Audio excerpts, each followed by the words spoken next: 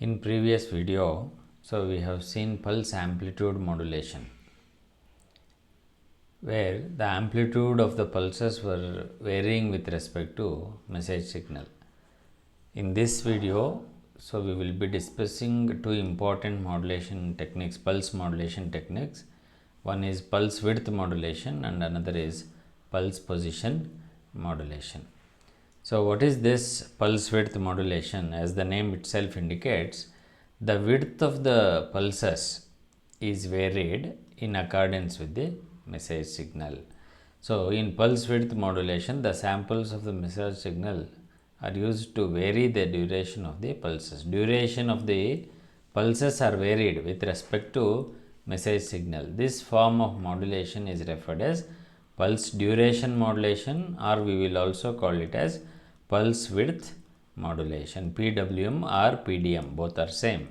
So, if you look at the diagram of that, so pulse width modulation, suppose if this is your message signal and this is your pulses, a carrier signal, then see, if you observe, as the amplitude of the message signal is increasing, so there is a width of the pulses that is been increased. So you can observe that the width is increasing. So here you will get more width. So at the top of the message signal, at the peak of the message signal, so you get the maximum width. Okay. So whereas, so again, when the message signal amplitude is decreasing, so you get this width or the duration of the pulses, you can observe it is reduced. Okay, it is going to minimum. So when the amplitude is minimum. Okay, so which means that the duration of the pulse, this pulse duration is varied with respect to message signal. This is called pulse width modulation. So in PDM, that is pulse duration modulation, long pulses expend considerable power during pulse while bearing no additional information. So that is a drawback. So when during the considerable power duration, so in the pulse while bearing no additional information, even though there is no additional information carried, so you require more power because the duration is more, definitely the power requirement is also more. So now we will define, so what is PPM? So PPM is pulse position modulation. So the position of the pulses are varied, so in accordance with the message signal, that is pulse position. So how is this PPM generated is, so whenever there is high to low transition during negative edge, okay, so you can observe that there is one pulse produced. Again during next transition from high to low, there is another pulse generated. Again during this negative transition, one more pulse. So this keeps on continuing. Whenever there is a fall from high to low in the pulse width modulation, a pulse is generated, and you can observe that the width of the pulse is constant everywhere. This width is constant everywhere. Only thing that position is varied. Suppose if I say this is P1, P2, P3 and so on. So if you observe, the duration of the the difference between P2 and P1 is not same as difference between these two pulses. So which means that the position is varied, so in accordance with the message signal. This is the definition of pulse width modulation and pulse position modulation. Let us understand this better, so with some mathematical equations. So this pulse position modulation, so let us denote Ts being the sample duration of each pulse. Okay, sample duration by using a sample m of NTS. Okay, so here either we can take m or g normally. So we represent message signal as m, therefore so I have represented as m of NTS of a message signal to modulate the position of the pulse. So we will obtain your PPM signal as S of t is equals to g of t minus NTS. This is nothing but the sampled wave, so sampled pulse, and that was constant. sample duration was constant in PAM, but this will vary. So with respect to the message signal M of NTS, this is the modulated wave, pulse position modulated wave. So now where Kp is, there are few terminologies where Kp is sensitivity of ppm and G of t denotes a standard pulse of interest. Okay, so with this, to satisfy this, so to generate your ppm, so we need to monitor that pulses do not overlap. So suppose if the two pulses are overlapping, then recovery becomes difficult. You cannot recover your message signal. Therefore, they should not overlap. To do that, so the condition, so G of t should be equals to 0. So that is, the duration t is small when you compare with Ts by 2 minus Kp into M of t max, or this will be greater when you compare with this. The condition what is required not to overlap one pulse with the other is Kp into M of t into max should be very small. Okay, so with respect to the duration between the two pulses Ts by 2. Okay, so assuming the above equation is satisfied, suppose if the above equation is satisfied and there will be no interference between the two pulses. Okay, so then you can recover M of NTS at the receiver. So furthermore, if the message signal is strictly band limited, it follows from the sampling theorem that original message signal can be recovered. So one thing that we need to consider, it is band limited, which means that it is a low pass signal, and other condition is what we have seen, that is there is no overlap between the two samples.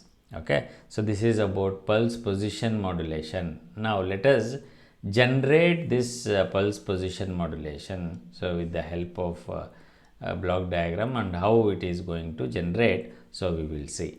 So next is generation of pulse position modulated waves. So this is the block diagram of pulse position modulation, how can be generated. So first thing, we have a message signal M of t that will be applied for PAM signal. Okay, pulse amplitude modulation, so which is called sample and hold circuit. So the output of this sample and hold circuit is the staircase wave. So the pulse amplitude is varied with respect to message signal. As the message signal decreases, amplitude is also decreased, but after that, so we are holding it. So that is why it is called sample and hold circuit, and this is the output of, you get a staircase waveform at the output of sample and hold circuit. So the two inputs for sample and circuit is, one is M of t and another is the carrier signal, which is called pulse generator. With the help of these two, we are obtaining so staircase waveform, so which I represent it as U of t. Now whatever the pulses we have generated, so from the same oscillator, so we will have a wave conversion from pulse to sawtooth generator.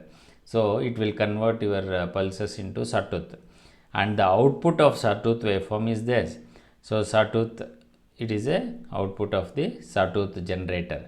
Now coming to the adder, so for the adder, so you have a staircase waveform, okay, and the other input being sawtooth.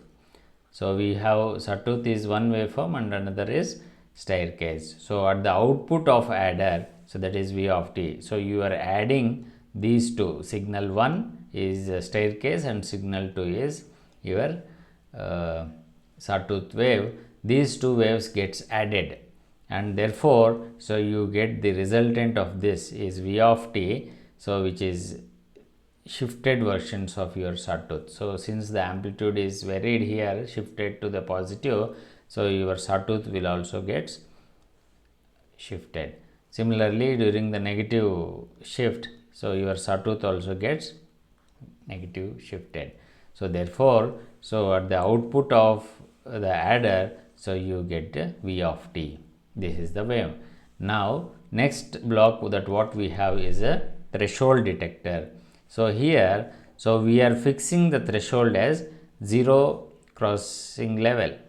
Okay, So whenever there is a change or whenever there is a crossing of 0, so while decreasing, so this point, so again at this point, whenever there is a crossing of 0, so you get a pulse. You get a pulse. So that is what the pulse is indicated. So threshold will able to find out wherever there is a 0 crossing from high to low, and during that interval there is a pulse generated, and if these pulses are not clear in shape, so you can reshape. So using pulse shaping filter, the exact shape of the pulses can be generated. This is how you can generate your pulse position modulation. So same thing, the figure C shows the added version, so whereas D shows the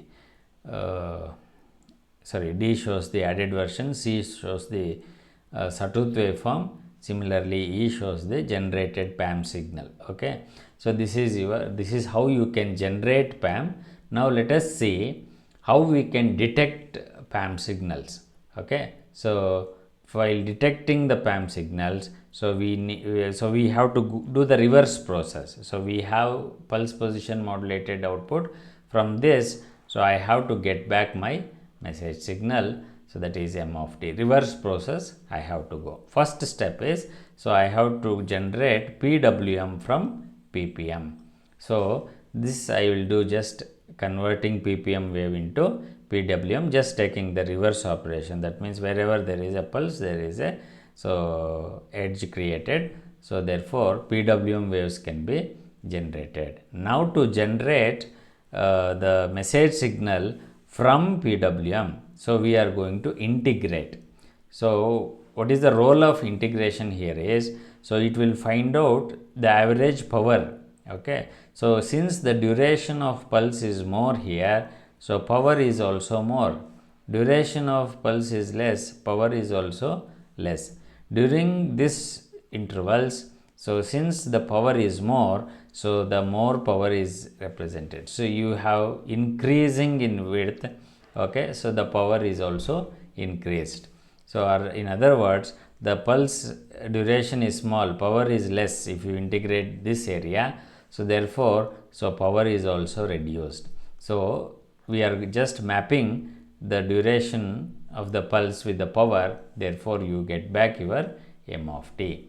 So when you integrate your PWM wave using device with a finite interval of time, okay, compute the area under the each pulse, which is nothing but it gives the variation of the power. So sample the output of the integrator at a uniform rate to produce PAM. Once you get PAM, so you can use a reconstruction filter to get back your message signal. This is how you can demodulate your pulse position modulated waves. Thank you.